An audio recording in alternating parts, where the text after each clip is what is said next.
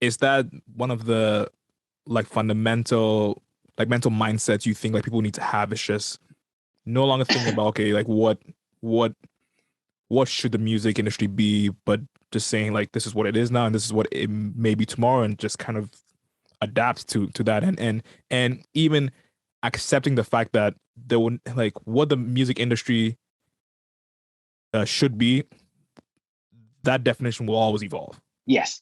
Yeah, that definition will evolve. And, we could sit here in a year's time and we'll start the whole podcast and be like, Yeah. whoa, everything's changed. It's gone crazy. Yeah. And, we don't know what that will look like, but I guarantee every year I do one video, which is called the single release of that year. So, this year's the 2022, how to release single in 2022. Yeah. And it's only 1 year. And every year I have to redo it completely. Wow. Because I'm just sat there being like, half the stuff that we did last year isn't going to work as well because things have changed. Not my fault. TikTok comes along, Instagram comes along, Reels comes along, everything changes. And then you're like, it isn't that I went, I've got a better way. It's that it's just everything changed. Everything and changed. so that's what we've got to do. And your job as an artist, because there is anxiety, there's a lot of things to do. So for you as an artist, you're not just writing songs and arranging them and recording them, mixing, mastering, distribution, promotion. Right. You're supposed to be doing radio and all of these other things that you're supposed to be doing and putting money into it. And then someone just goes, and you need to do loads and loads of content on all of the platforms. Right. And at which point your brain just goes, blah, blah, blah, meltdown. Whereas if we say, well, hang on a minute, let's think of this from a different angle.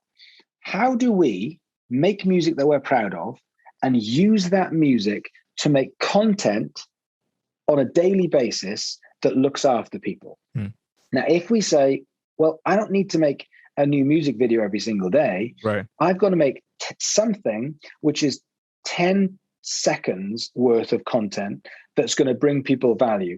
And so therefore, it's not just my music, it's my skill. So if I can pick up a guitar or a piano or a ukulele, and I can just put the camera on in a decent place, make it look decent, and I can just, play a chorus of your song or a cover or an idea that you've just had, just to basically just say, hey guys, this is me and my talent and my skill.